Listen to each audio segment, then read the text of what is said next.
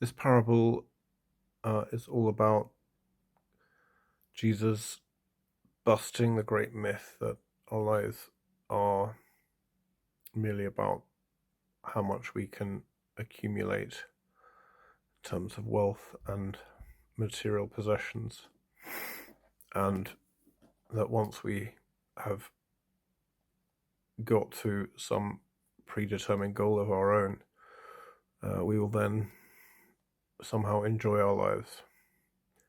And of course, the great myth of that is that actually says that we're going to play God in our own lives, which of course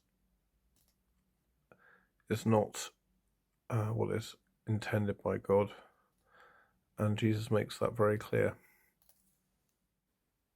The parable of the rich fool. And one of the company said unto him, Master, speak to my brother, that he divide the inheritance with me. And he said unto him, Man, who made me a judge or a divider over you? And he said unto them, Take heed and beware of covetousness, for a man's life consisteth not in the abundance of the things which he possesseth. And he spake a parable unto them, saying, The ground of a certain rich man brought forth plenty. And he thought within himself, saying, What shall I do, because I have no room where to bestow my fruits? And he said, This will I do, I will pull down my barns and build greater, and there will I bestow all my fruits and my goods. And I will say to my soul, Soul, thou hast much goods laid up for many years. Take thine ease, eat, drink, and be merry. But God said unto him, Thou fool, this night thy soul shall be required of thee. Then whose shall those things be which thou hast provided? So is he that layeth up treasure for himself, and is not rich toward God.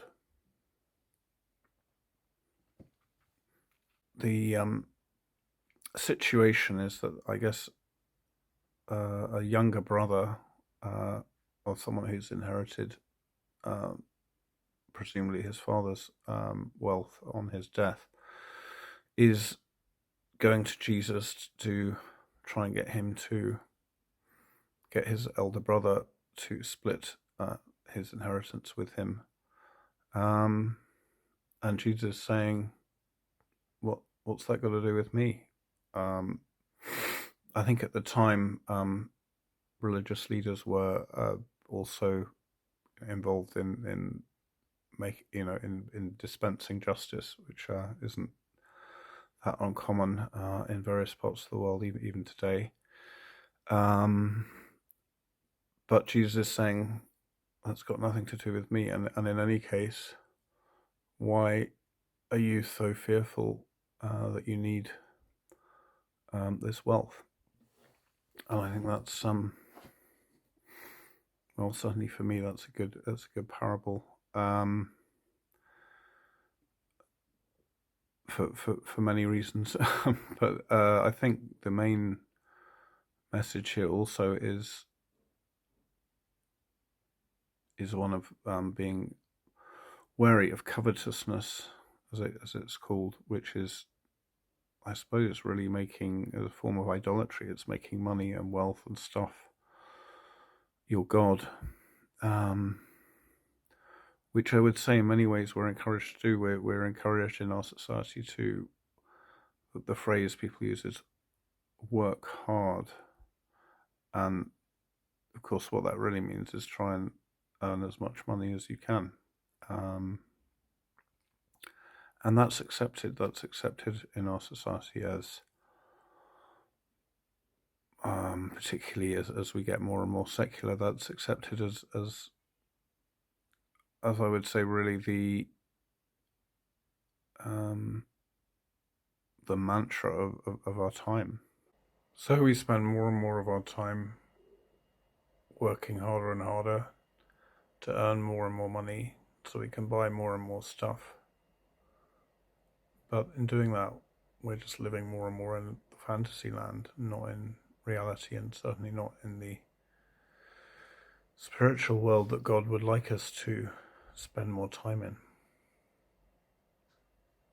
We also have less time for our families, less time for other people, and we just spend our time looking after our stuff.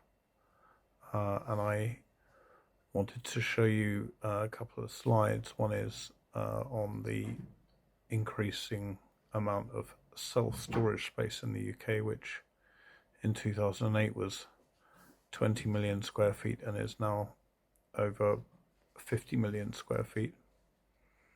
And the other thing, rather ominously, I saw an article recently on the global oligarchs are now investing in companies to try and prolong their life. And so the idea, I suppose, is that, you know, people who are wealthy now want more time to get more stuff. And it just, to me, seems totally crazy. And I myself, you know, have had times of being in this headspace, but to actually start to be